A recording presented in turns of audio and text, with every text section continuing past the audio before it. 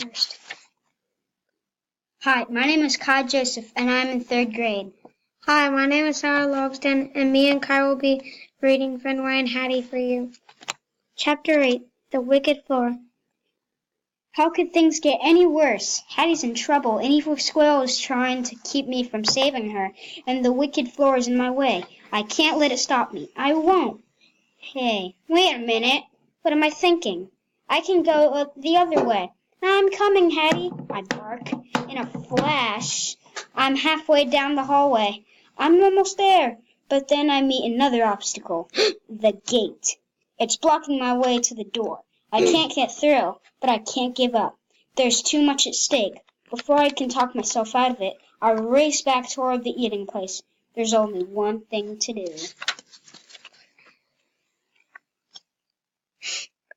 I muster every ounce of courage I have. I dig in my claws and crawl inside the doorway, fighting to keep my balance. I'm warning you for the last time.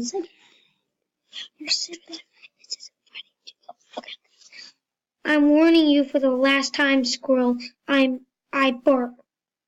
Go away, or face the consequences. The evil squirrel turns toward me and freezes. He gives a slight shh. Is he scared or about to make his move? There's no time to take chances. I must strike first. I take a couple of the stumbling steps, and I'm scrambling. I'm slipping. I'm going down. But no, I must save Hattie.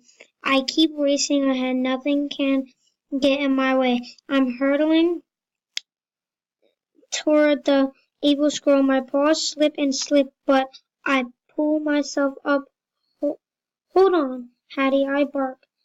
When I get close, I bear down on my front paws. I lung at the evil squirrel, prepare for certain doom. Abusive frightened, he gasps.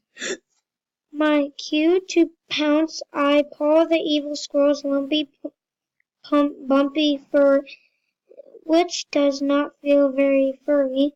He holds out an arm that his defense. I throw myself at him, again nipping, pulling, tugging, until he is scared right out of his skin.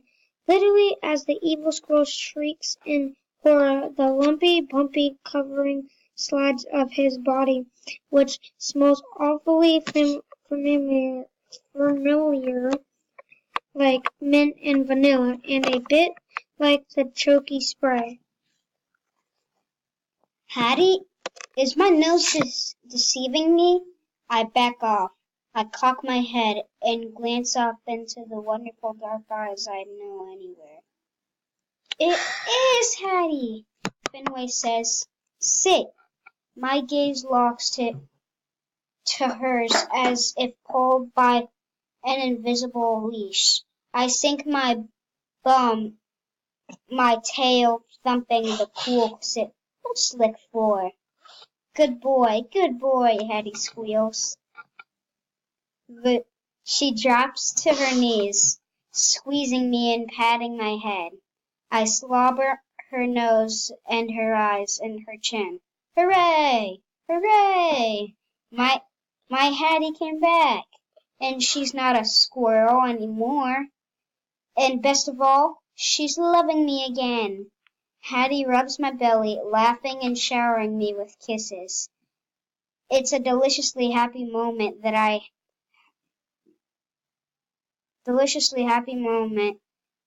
hope will never end. She missed me so much that can hardly do enough to show it. And wowee, the love and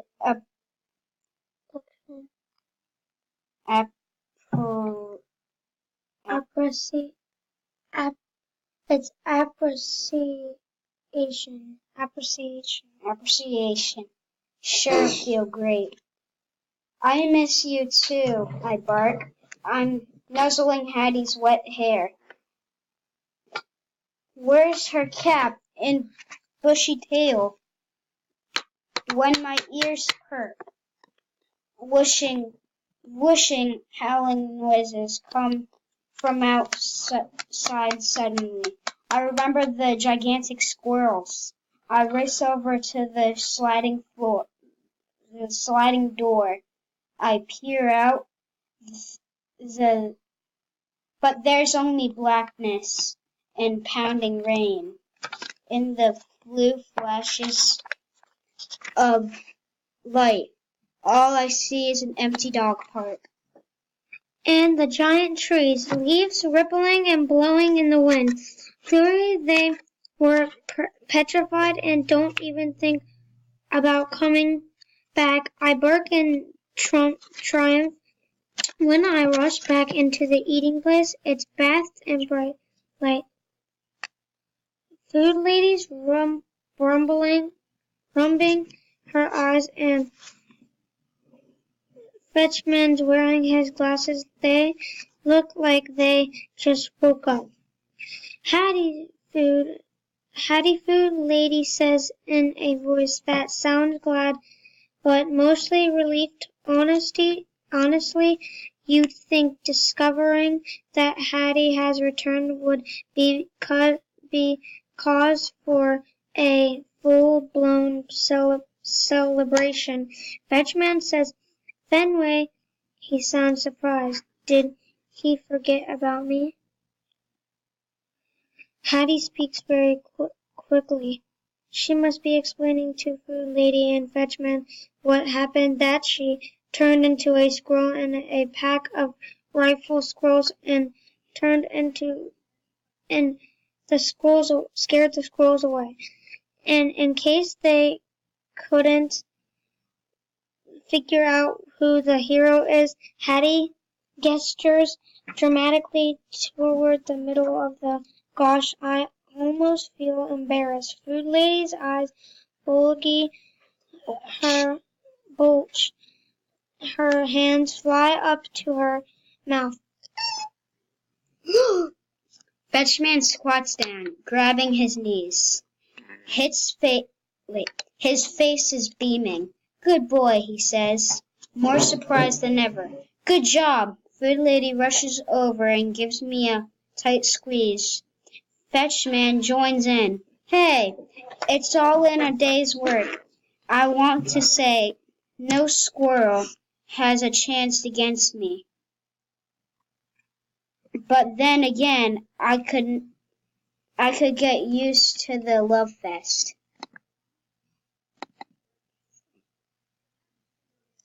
And then, right when I thought things couldn't get any better, a spectacular sight comes into view. My supper dish? It's filled with food. Did I forget to eat it? Food Lady must be reading my mind, because she lets me at that very moment. I shoot over and start wolfing it down like it's my first meal of my life. And is it ever tasty? Apparently, my humans are just as ecstatic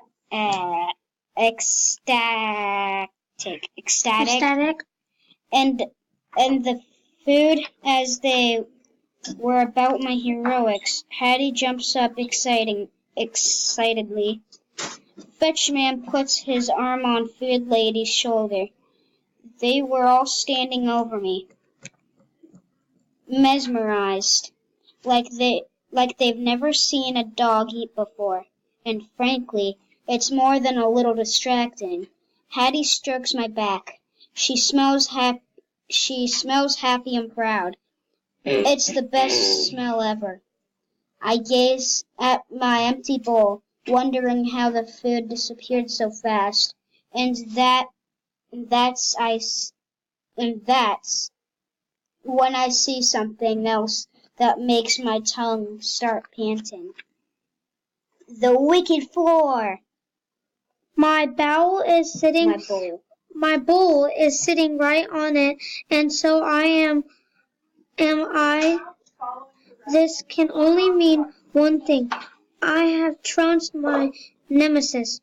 I am the winner for such a long, long time. The wicked Flora ruled the eating place, but not anymore.